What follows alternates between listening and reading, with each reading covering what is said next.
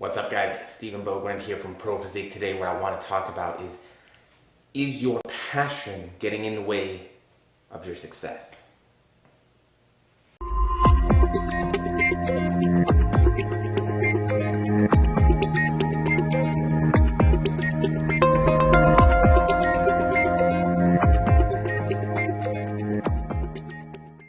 So what's up, guys? Happy Monday. Hope everybody's off to a great start this week. And I think this is definitely one of those triggered questions, you know what I'm saying?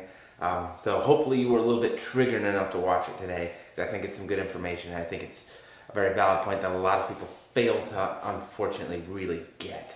And so is your passion actually getting in the way of you being successful, right? And so what do I mean by that? What do I mean by that? Because isn't passion a good thing, especially in like bodybuilding and fitness and being like, I'm going to shit up, I'm going to go hard, I'm going to make all the gains, I'm going to eat healthy, I'm going to do this, that, and that, bow, bow. And so we look at passion as a very positive thing, right? However, that same passion, that emotion, that strength of emotion, right? That intensity, it can quite often be the thing that's holding us back the most. So let's talk about a few ways in which I think that passion really holds us back. And this might be hard for some of you to hear, but it is an important topic to really talk about and get out of the way. And so first and foremost, I think that passion makes us non-objective with ourselves. And I think that that's the biggest way that it kind of holds us back at times, right? And I'm the same way. Like when I'm competing and when I'm really putting my all into something, I am not objective with myself. So don't think that I'm not right there with you. However, I do have some really great people in my life that I trust and that I know are, professionals. They're good at what they do, and I have them in control of the situation. The reason being because I know that I'm not objective with myself. I know that my emotions are too stirred up. They're too high. They're too intense for me to make good decisions about my current situation.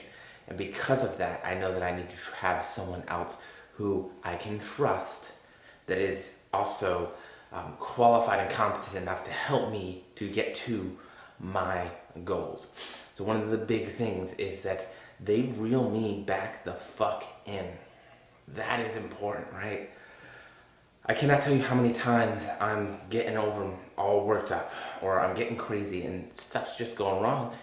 And one of the guys that I use for coaching is like, Stephen, look at yourself like you would look at a client. Take your emotion out of it. Take your passion for what you're doing out of it and look at yourself objectively. And that normally helps me to see things a little bit more clearly, although I definitely still can't see them 100% clearly, right? I think one of the other big ways that our passions and being very, very emotionally invested in this, beyond not being objective with how we deal with ourselves, is that we're not objective with how we deal with the things that we're passionate about, right? This is a hard one. And I don't know that I personally have it down yet. However, I think that it's something that's important to at the very least consider and understand when we have issues with it. And so I know that I'm one of those people too. Being, objective with the decisions I make about the things that I'm passionate with, right? Knowing that if I'm passionate about bodybuilding, that I'm giving myself more than enough time to diet, that I'm giving myself more than enough time to hit plateaus and to still be lean enough, right? So I'm passionate, I want to do a show, I want to compete, I want to, get on stage. It all starts with one, being objective about how long you need, right? So it comes back to being objective about yourself, where are you really at, how close are you to stage? And then finding somebody else who can be objective with you, who might be more experienced, especially if you haven't competed before, right? And then at that point, giving yourself the proper amount of time so that you get on stage looking the way you want to look. I do not know many people that are passionate about things that enjoy not winning, that are okay with second, third, fourth, fifth place, right? Some people are, and there's nothing wrong with second, third, fourth, and fifth place. But most people who are really, truly passionate about this sport, there is a desire to be the best. There's a desire to be better, right? And so If your desire is simply to get on stage, to do it, to place, whatever it might be, then that's cool. That is phenomenal. And honestly, you're in a great place mentally to deal with the sport long term. If your goal is to do better, it is to be the best, well then, taking the time to make sure that your conditioning is good enough is going to be paramount. Now, not only do we have to be able to hold in our emotions, like to rein that passion in for in season, right? For the dieting season, for getting that stage lean face, and for doing all those things that we need to do to be on stage properly, managing stress, making time for cardio, all that other jazz. We have to be able to be patient in our off season, right?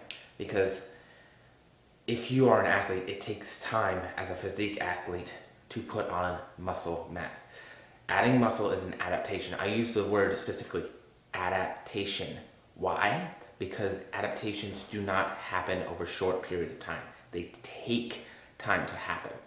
So making sure that you are able to reel that passion in and utilize it on a daily basis in a way that doesn't get you burnt out in your off season while you build, that is also paramount.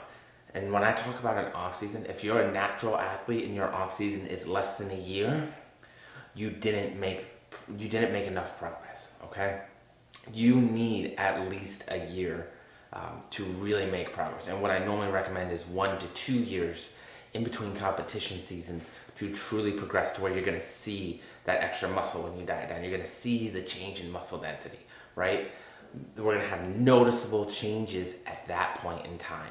And so we wanna make sure that we're able to reel that passion, reel that emotion, reel all that motivation in and use it on a daily basis to where we're still being objective. And that word is going to come back again and again and again. Objectively pursuing that passion, right? Because here's what happens when we go too hard, too fast, right? We get to the day of the show, we're not lean enough. We're not competitive. We don't have what it takes in terms of that low body fat percentage to be competitive on stage, right? We get impatient with the process, right? We get impatient in our off season. We didn't make any progress. Shit. Sometimes when we get too impatient in our off season, we diet again too soon. Now we're not getting response from the body. Now we're not making progress again in terms of even getting leaner. And we're having tons and tons of issues on all those kinds of things. So it's important that we are doing the right things to sort of withhold that passion so that we can be successful long term. Guys, I know this is kind of a shorter one. That's going to be it. Have a great Monday. I'll talk to you soon.